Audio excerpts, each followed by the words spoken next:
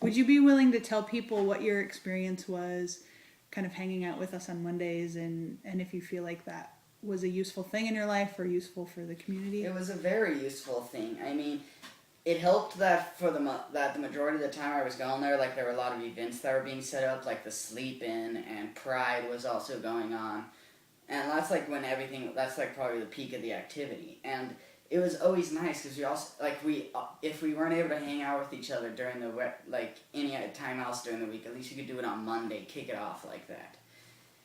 And there was like always hilarious things going on there, and it was just a very nice atmosphere.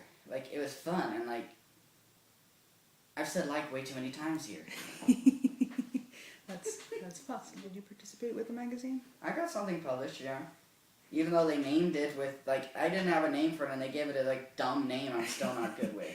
Stupid adults. For a better future, or some cheesy thing like that. No. Let's blame it on Joey because he's not here. Yes. But do you feel like having a magazine that kind of linked your stories with those of the 60s? I think the little generational link that created was actually pretty cool. And it also kind of served to show that the saying, the more things change, the more they stay the same, isn't just a saying. It is very true. Mm-hmm. And despite the advances in technology, you notice that there's all these parallels that keep being drawn. Hell, like compared to the 60s, like the Occupy movements, to me, I compare them to the anti-Vietnam movements back in the 60s. Like, there's a saying, like my history teacher used to have a saying, those who ignore history are doomed to repeat it. And it's funny because, like, it seems the people in power are the ones who ignore history, and as such, it keeps repeating. Like, we keep going through these cycles in every aspect.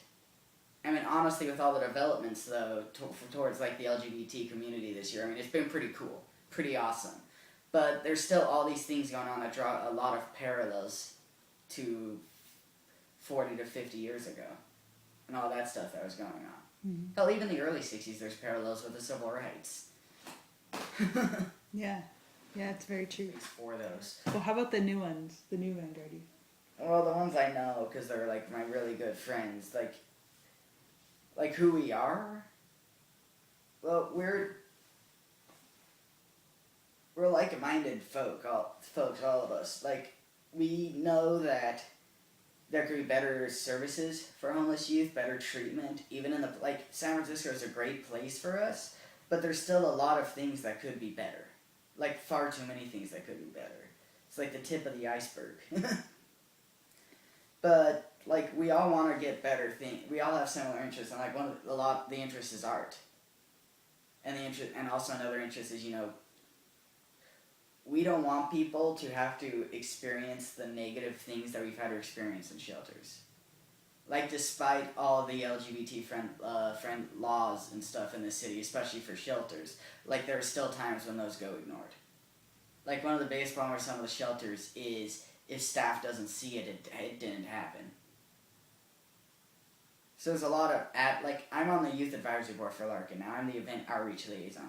So I have a lot of kids coming to me with the issues that they've had with staff. Like, getting SOS from all programs when they didn't do anything at the Larkin. Like, it wasn't like across the programs they were just mad at one of the staff members, and the staff member got them SOS from all programs. It's over now. It resolved itself, but it's still like something like that. Or another person who doesn't feel safe in her housing situation because one of the other people in their building they have a bit of a history together.